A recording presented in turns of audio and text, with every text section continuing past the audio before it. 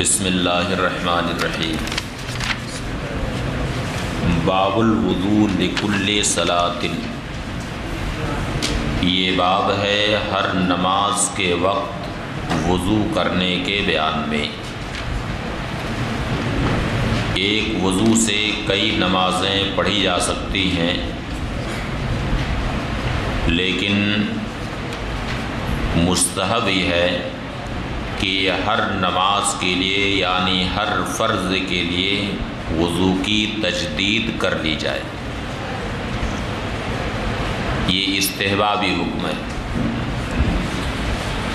حدثنا محمد بن حمید الرازی حدثنا سلمہ بن الفضل عن محمد بن اسحاق عن حمید عن انس رضی اللہ تعالی عنہ ان النبی صلی اللہ علیہ وسلم کان یتوضأ لکل صلاۃ طاہرا او غیر طاہر۔ محمد ابن اسحاق حمید سے روایت کرتے ہیں، انہوں نے حضرت انس ابن مالک رضی اللہ تعالی عنہ سے روایت کی کہ نبی کریم صلی اللہ علیہ وسلم ہر نماز کے لیے وضو فرماتے تھے، خواہ حضور باوضو ہوتے یا باوضو نہ ہوتے، طاہرن او غیر طاہرین، خواہ باوضو ہوتے یا باوضو نہ ہوتے۔ بس یہی ترجمہ کرنا۔ احادیث میں ترجمہ کرنے میں بہت احتیاط درکار۔ ادب گاہیز زیر آسماں از عرش نازک تر، اس لیے ایسے الفاظ ترجمے میں استعمال کرنے چاہیے جن سے ادب و احترام مکمل طریقے سے ظاہر ہو۔ حضرت انس فرماتے ہیں کہ نبی کریم صلی اللہ علیہ وسلم ہر نماز کے لیے وضو فرماتے، خواہ حضور باوضو ہوتے یا باوضو نہ ہوتے۔ قال قلت لانس، حمید کہتے ہیں کہ میں نے حضرت انس سے پوچھا، فَكَيْفَ كُنْتُمْ تَصْنَعُونَ أَنْتُمْ، آپ لوگ کیا کرتے تھے؟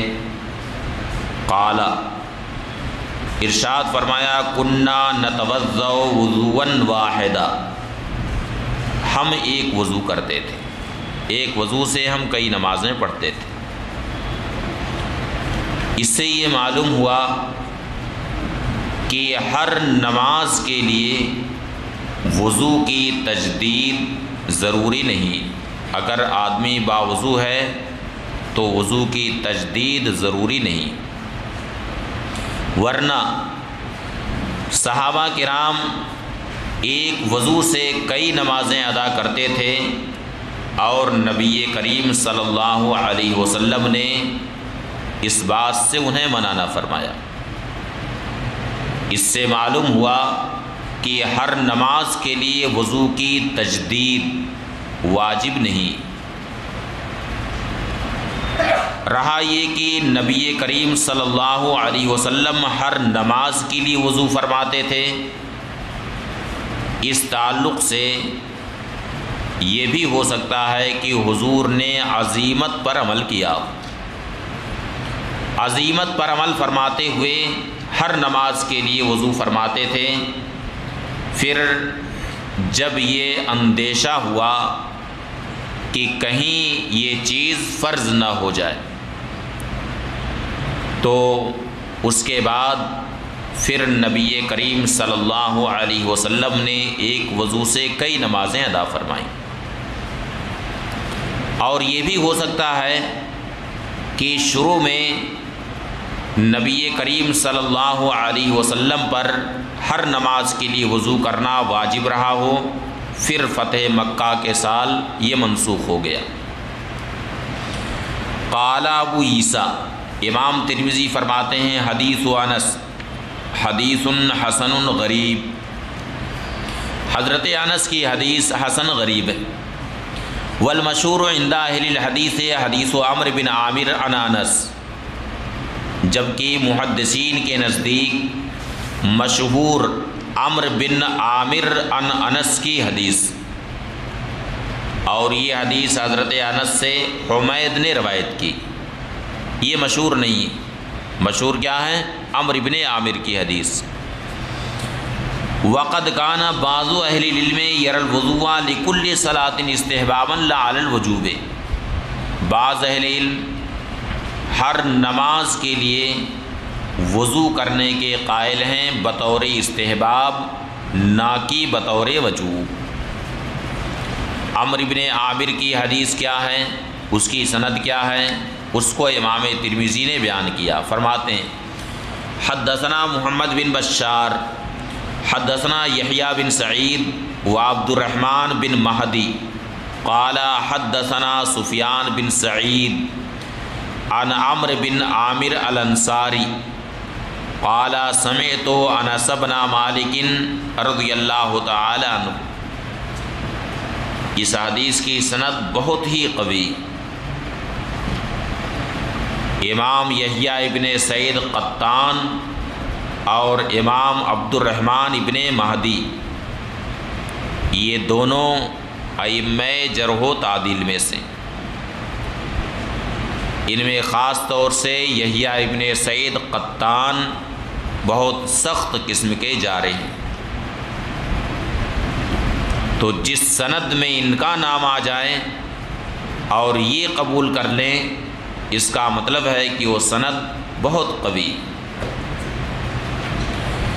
حضرت انس بن مالک فرماتے ہیں کہ نبی کریم صلی اللہ علیہ وسلم ہر نماز کے وقت وضو فرماتے تھے۔ قلت، عمرو بن عامر کہتے ہیں کہ میں نے پوچھا فانتم ما کنتم تصنعون، آپ حضرات کیا کرتے تھے؟ قال، فرمایا کنا نصلی الصلوات کلھا بوضوء واحد ما لم نحدث، ہم ساری نمازیں ایک وضو سے ادا کرتے تھے جب تک کہ ہم پر حدث طاری نہیں ہوتا تھا۔ قال ابو عیسیٰ، امام ترمذی فرماتے ہیں کہ حدیث حسن صحیح ہے، اور ایک حدیث میں یعنی حضرت عبداللہ ابن عمر کی ایک حدیث میں یہ آیا ہے کہ نبی کریم صلی اللہ علیہ وسلم نے ارشاد فرمایا من توضأ علی طہر کتب اللہ لہ بہ 10 حسنات، جس نے وضو پر وضو کیا تو اللہ تعالی اس کے بدلے میں 10 نیکیاں اس کے لیے لکھ دیتا، جس نے وضو پر وضو کیا۔ تو اس کا کیا مطلب ہے کہ ایک شخص باوضو ہے، ہاؤس پر بیٹھ گیا، تو اس کا کیا مطلب ہے کہ وہ ہر دم وضو کرتا رہے، اس یہ سوچ کر کے کہ ہر وضو پر مجھے 10 نیکی ملے گی۔ اس تعلق سے امام نووی رحمۃ اللہ تعالی علیہ نے شرح مسلم میں فرمایا کہ اس کی 4 صورتیں، وضو پر وضو کرنے کی 4 صورتیں۔ ایک یہ ہے کہ پہلے وضو سے اس نے کوئی فرض نماز ادا کی، پھر اس کے بعد وہ دوبارہ وضو کرے تو وہ 10 نیکیوں کا حقدار۔ دوسری صورت یہ ہے کہ پہلے وضو سے اس نے کوئی بھی نماز ادا کی، فرض یا نفل کوئی بھی نماز ادا کی، اس کے بعد وضو کریں تو وہ 10 نیکیوں کا حقدار۔ تیسری صورت یہ ہے کہ پہلے وضو سے اس نے کوئی بھی ایسا کام کیا جو بلا وضو کرنا جائز نہ تھا، جیسے پہلے وضو سے مصحف شریف کو چھوا یا پہلے وضو سے اس نے سجدہ تلاوت کیا، اس کے بعد دوبارہ وضو کرے تو وہ 10 نیکیوں کا حقدار۔ چوتھی صورت یہ ہے کہ وضو کرنے کے بعد ایک لمبا فاصلہ ہو چکا، مثلاً 2-3 گھنٹے گزر گئے ہیں، اس کے بعد پھر وہ وضو کرے۔ اس لیے کہ ظاہر سی بات ہے کہ آدمی جب بسم اللہ پڑھ کے وضو کرتا ہے تو اس کے گناہ جھڑا کرتے ہیں، یہاں تک کہ گناہوں سے صاف ستھرا ہو کر کے وہ نکلتا۔ اب ایک وضو کرنے کے بعد ایک لمبا وقفہ گزر گیا ہے، اب اس بیچ میں ہو سکتا ہے کہ بے خیالی میں اس سے گناہ سرزد ہو گئے ہوں، اس کی آنکھوں نے گناہ کر لیا ہو یا اس کے ہاتھ نے گناہ کر لیا ہو، تو اب ایسی صورت میں وہ وضو کی تجدید کر لے۔ تو یہ 4 صورتیں ہیں جن میں وضو پر وضو کرنا یہ باعث اجر و ثواب۔ اس حدیث کے تعلق سے امام ترمذی فرماتے ہیں روا ھذا الحدیث الافریقی، اس حدیث کی روایت کس نے کی ہے؟ افریقی نے۔ کون افریقی ہیں؟ عبد الرحمن ابن زیاد ابن انعم الافریقی، ان کو پہچانتے ہیں، ان کا نام آ چکا ہے پہلے، عبد الرحمن ابن زیاد ابن انعم افریقی، انہوں نے اس کی روایت کی ہے۔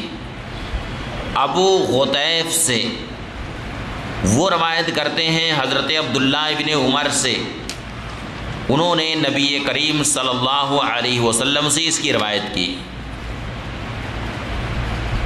حدثنا، اب افریقی تک امام ترمذی کی باقی سند کیا ہے اس کو امام ترمذی نے بیان کیا، فرمایا حدثنا بذالک الحسین بن حریث المروزی قال حدثنا محمد بن یزید الواسطی عن الافریقی۔ یہ سند امام ترمذی کی پہنچ گئی عبد الرحمن بن زیاد بن انعم افریقی تک، وہو اسناد ضعیف، اور یہ ضعیف سند ہے۔ قال علی، امام علی بن المدینی کہتے ہیں، یہ کون علی ہیں؟ علی بن المدینی، یہ امام بخاری کے استاذ۔ امام علی بن المدینی نے کہا کہ امام یحییٰ ابن سعید قطان نے کہا ذکر لہشام بن عروہ ھذا الحدیث، ہشام ابن عروہ سے اس حدیث کا ذکر ہوا، ان کے سامنے یہ حدیث شریف ذکر کی گئی۔ فقالا، تو ارشاد فرمایا ھذا اسناد مشرقی، یہ کیسی سند ہے؟ مشرقی سند، یعنی اہل مشرق نے اس حدیث کی روایت کی، اس لیے یہ سند ضعیف۔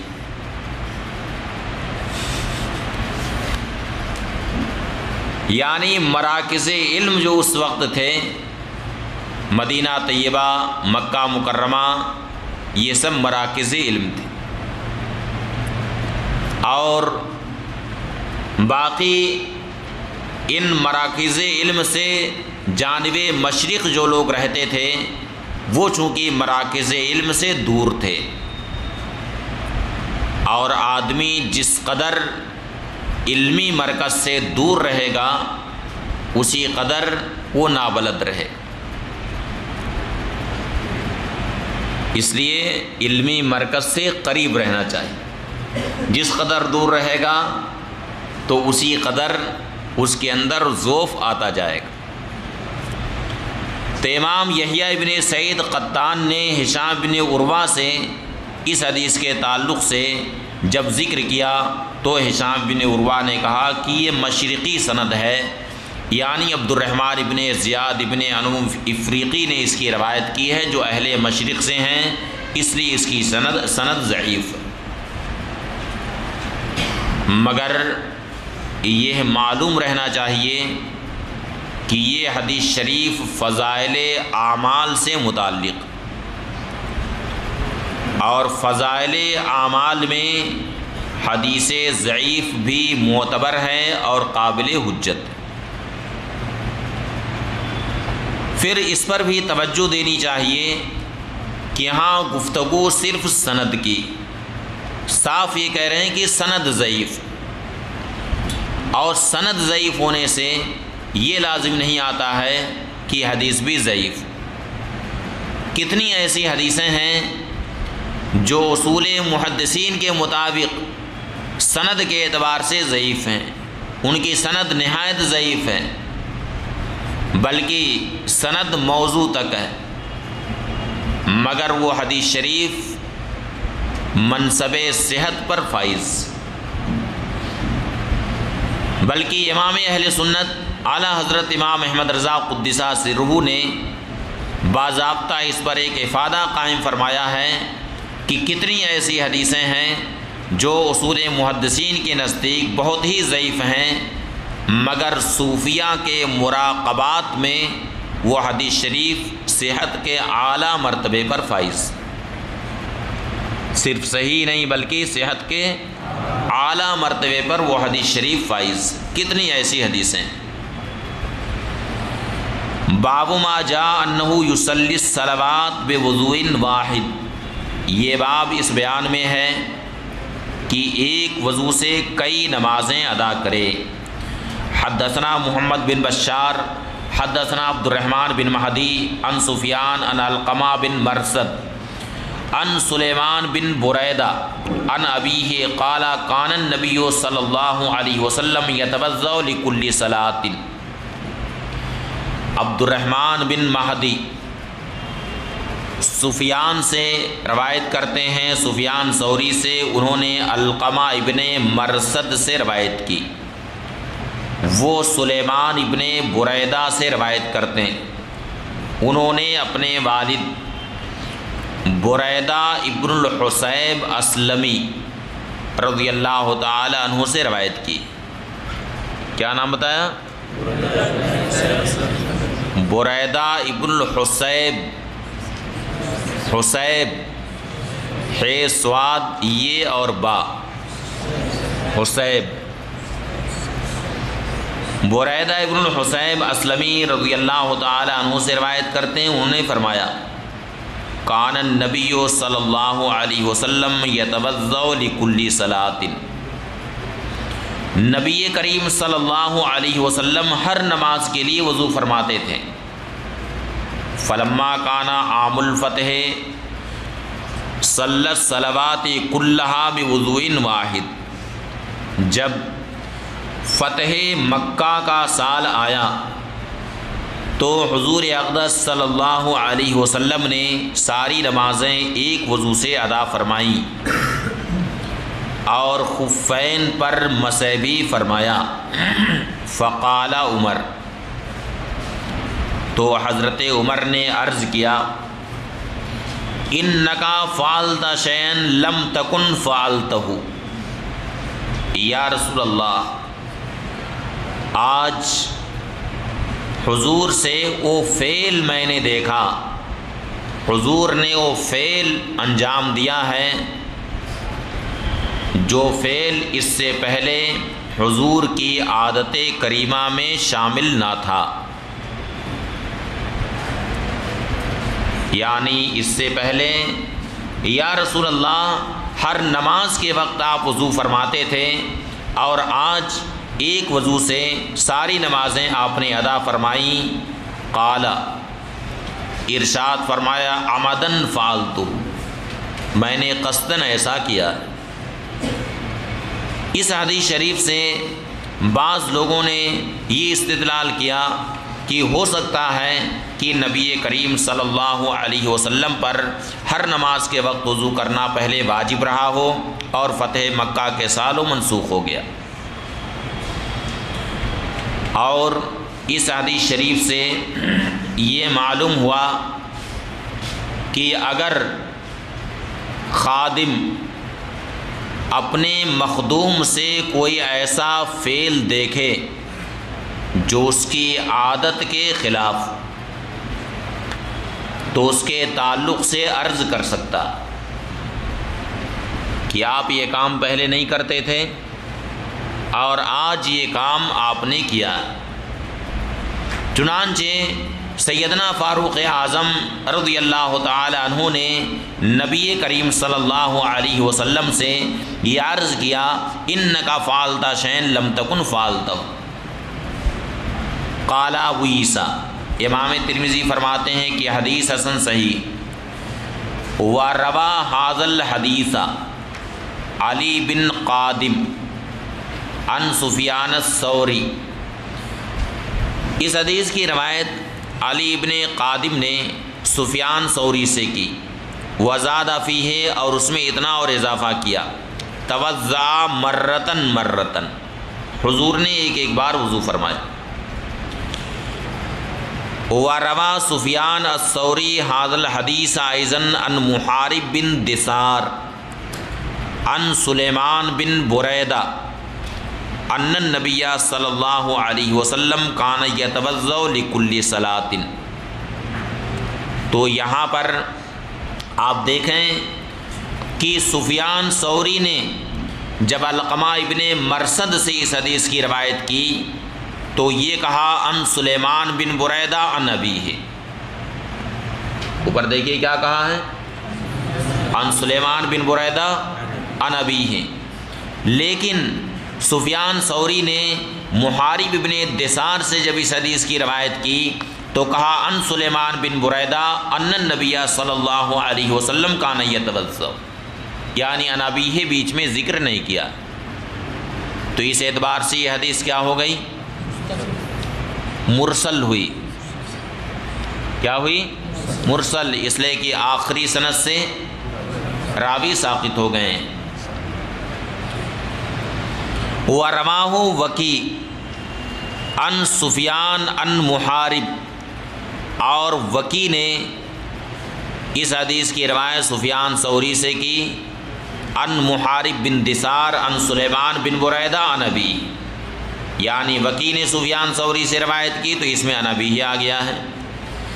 وَرَوَى عبد الرحمن بن مہدی وغیرہ، اور عبد الرحمن بن مہدی وغیرہ نے سفیان سے روایت کی تو اس طرح کا عن سفیان عن محارب بن دثار عن سلیمان بن بریدہ عن النبی صلی اللہ علیہ وسلم، تو اس میں بھی عن ابی ہے، مذکور نہیں۔ مرسل، یہ حدیث مرسل، وہذا اصح من حدیث وکی، اور یہ وکی کی حدیث سے اصح، یعنی وکی ابن الجراح نے اس حدیث کی روایت سفیان ثوری سے کی تو کہا ان محارب بن دثار ان سلیمان بن بریدہ ان ابی ہیں، لیکن عبد الرحمن بن مہدی وغیرہ نے سفیان ثوری سے جو روایت کی ہے تو اس میں ان ابی نہیں کہا ہے، یعنی مرسلن اس حدیث کی روایت کی۔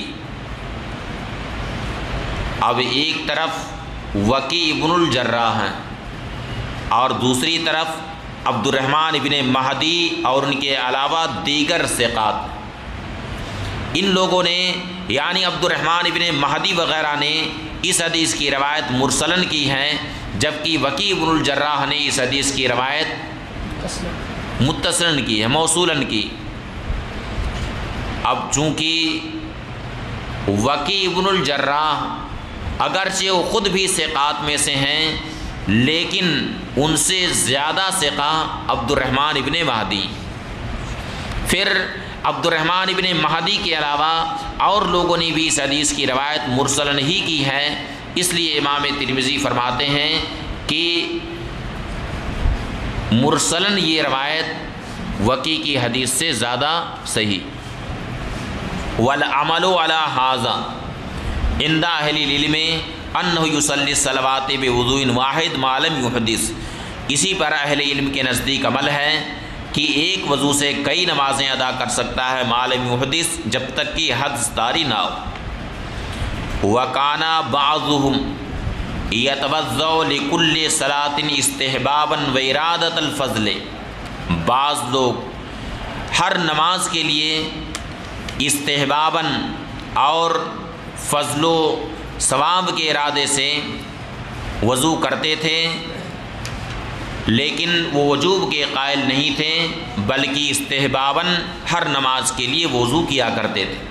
وَيُرْوَى عَنِ الْإِفْرِيقِ عن ابی غطیف عن ابن عمر عن النبی صلی اللہ علیہ وسلم، جبکہ عبد الرحمن ابن زیاد ابن عنو افریقی سے یہ روایت ہے، انہوں نے ابو غطیف سے روایت کی، وہ حضرت عبداللہ ابن عمر سے روایت کرتے ہیں کہ نبی کریم صلی اللہ علیہ وسلم نے ارشاد فرمایا، من توضأ علی طہر کتب اللہ لہ بہ 10 حسنات وہذا اسناد ضعیف، اور یہ سند ضعیف، اور ضعف کی وجہ یہی ہے کہ اس کی سند میں افریقی ہیں، اور افریقی چونکہ مشرقی ہیں۔ ہشام بن عروہ نے کہا کہ یہ مشرقی سند ہے، یعنی ان لوگوں کی یہ سند ہے جو مراکز علم سے دور رہتے ہیں، اس بنیاد پر اس کو ضعیف قرار دیا۔ اس باب میں حضرت جابر بن عبداللہ رضی اللہ تعالی عنہما سے روایت ہے کہ نبی کریم صلی اللہ علیہ وسلم نے ظہر اور عصر کی نماز ایک وضو سے ادا فرمائی۔ باب فی وضوء الرجل والمرأة من اناء واحد، یہ باب ہے ایک برتن سے مرد اور عورت کے وضو کرنے کے بیان میں۔ ایک برتن سے مرد اور عورت دونوں وضو کریں، اس میں کسی کا اختلاف نہیں، اس کے جواز میں سب کا اجماع ہے کہ مرد اور عورت دونوں ایک ساتھ ایک برتن سے وضو کر سکتے ہیں، مگر یاد رہے کہ عورت کون سی، بیوی ہو یا محارم میں سے ہو، بیوی ہو یا محارم میں سے ہو، یہاں تک کہ خالی ذوی الارحام میں سے بھی نہ ہو بلکہ محارم میں سے ہو، بلکہ بعض محارم میں بھی اگر اندیشہ فتنہ ہے تو ان کے ساتھ بیٹھ کر کے وضو نہ کرے، جیسے رضاعت کی وجہ سے جو حرمت ثابت ہوتی تو بھی محارم میں، رضائی بھائی بہن یہ بھی محارم میں، لیکن وہاں اگر اندیشہ فتنہ ہے تو ساتھ میں بیٹھ کر کے وضو نہ کرے۔ حدثنا ابن ابی عمر حدثنا سفیان بن عیینہ عن عمرو بن دینار عن ابی الشعثاء عن ابن عباس رضی اللہ تعالی عنہما قال حدثتنی میمونہ، عمرو بن دینار ابو الشعثاء سے روایت کرتے، انہوں نے حضرت عبداللہ ابن عباس رضی اللہ تعالی عنہما سے روایت کی، وہ فرماتے ہیں کہ مجھ سے میری خالہ ام المومنین میمونہ رضی اللہ تعالی عنہا نے بیان کیا، فرمایا کنت اغتسل انا ورسول اللہ صلی اللہ علیہ وسلم من اناء واحد من الجنابۃ، میں اور نبی کریم صلی اللہ علیہ وسلم ہم دونوں ایک برتن سے غسل جنابت کیا کرتے تھے۔ اس سے معلوم ہوا کہ مرد اور عورت دونوں ایک برتن سے وضو اور غسل کر سکتے ہیں، تو اس میں کسی کا اختلاف نہیں۔ اسی طرح سے مرد کے بچے ہوئے پانی سے عورت وضو کرے، اس میں بھی کوئی اختلاف نہیں ہے، سب اس کے جواز پر متفق ہیں۔ لیکن عورت کے بچے ہوئے پانی سے مرد وضو کرے یا نہ کرے تو اس تعلق سے بعض فقہا نے اختلاف کیا، چنانچہ امام احمد بن حنبل نے اس سے منع کیا ہے، جبکہ مذہب جمہور یہ ہے کہ عورت کے بھی بچے ہوئے پانی سے مرد وضو اور غسل کر سکتا۔ قال ابو عیسیٰ، امام ترمذی فرماتے ہیں یہ حدیث حسن صحیح ہے، وہو قول عامۃ الفقہاء، اور یہی قول عام فقہا کا ہے، اللہ باس ان یغتسل الرجل والمرأة من اناء واحد، کہ اس میں کوئی حرج نہیں کہ مرد اور عورت دونوں ایک برتن سے وضو کریں۔ دونوں ایک برتن سے غسل کریں۔ اس باب میں حضرت علی، ام المومنین عائشہ صدیقہ، انس بن مالک، ام ہانی، ام سمیہ، ام المومنین ام سلمہ اور عبداللہ بن عمر رضی اللہ تعالی عنہ سے حدیث شریف مروی۔ اس حدیث کے رجال میں ایک ابو الشعثاء، یہ سیدنا عبداللہ بن عباس کے بڑے خاص شاگرد ہیں، ان کا نام جابر بن زید ہے، کہیں ان کا نام سند میں آتا ہے جابر بن زید اور کہیں ان کی کنیت ابو الشعثاء کا بھی ذکر سند میں ملتا۔ باب و کراہیت فضل طہور المرأۃ، یہ باب ہے عورت کے بچے ہوئے پانی کی کراہیت کے بیان میں۔ حدثنا محمود بن غیلان حدثنا وکی عن سفیان عن سلیمان التیمی عن ابی حاجب عن رجل من بنی غفار قال نہا رسول اللہ صلی اللہ علیہ وسلم عن فضل طہور المرأۃ۔ سلیمان تیمی ابو حاجب سے روایت کرتے ہیں، انہوں نے قبیلہ بنی غفار کے ایک شخص سے روایت کی، وہ فرماتے ہیں کہ نبی کریم صلی اللہ علیہ وسلم نے عورت کے بچے ہوئے پانی سے منع فرمایا۔ اس باب میں عبداللہ ابن سرجس سے روایت ہے، امام ترمذی فرماتے ہیں کہ بعض فقہا عورت کے بچے ہوئے پانی سے وضو کو مکروہ قرار دیتے ہیں، یہ قول ہے امام احمد بن حنبل اور امام اسحاق ابن راہویہ کا۔ کرہا فضلہ طہورہا، عورت کے وضو کے بچے ہوئے پانی کو ان دونوں حضرات نے مکروہ قرار دیا۔ ولم یریا بفضل سورہا باسن، اور اس کے جوٹھے میں کوئی حرج نہ جانا، یعنی عورت کا جوٹھا مرد اسے پی سکتا ہے، کھا سکتا ہے، لیکن عورت کے وضو کے بچے ہوئے پانی سے وضو کرنے کو مکروہ قرار دیا۔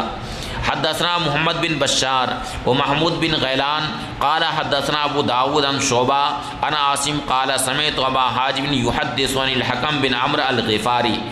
تو یہ سند امام ترمذی نے اس لیے ذکر کی ہے کہ اوپر جو سند آئی ہے اس میں قبیلہ بنی غفار کے کون شخص ہیں ان کا نام مذکور نہیں، بلکہ اس طرح ہے ان رجل من بنی غفار، مگر یہاں پر جو سند پیش کی ہے اس سے یہ متعین ہو گیا کہ وہ حکم بن عمرو غفاری۔ وہ فرماتے ہیں کہ نبی کریم صلی اللہ علیہ وسلم نے اس بات سے منع فرمایا کہ مرد عورت کے وضو کے بچے ہوئے پانی سے وضو کریں، او قالا بسورہا، یہاں راوی سے شک ہو گیا ہے کہ بفضل طہور المرأۃ فرمایا یا بسورہا فرمایا۔ امام ترمذی فرماتے ہیں کہ حدیث حسن ہے اور ابو حاجم کا نام سوادہ ابن عاصم ہے۔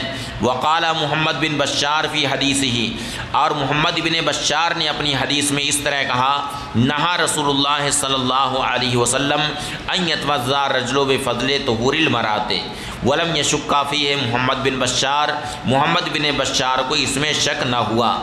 کہنا یہ چاہتے ہیں امام ترمذی کہ اس حدیث میں امام ترمذی کے دو شیخ ہیں، ایک محمد بن بشار اور دوسرے محمود بن غیلان، تو یہ شک کن سے ہوا؟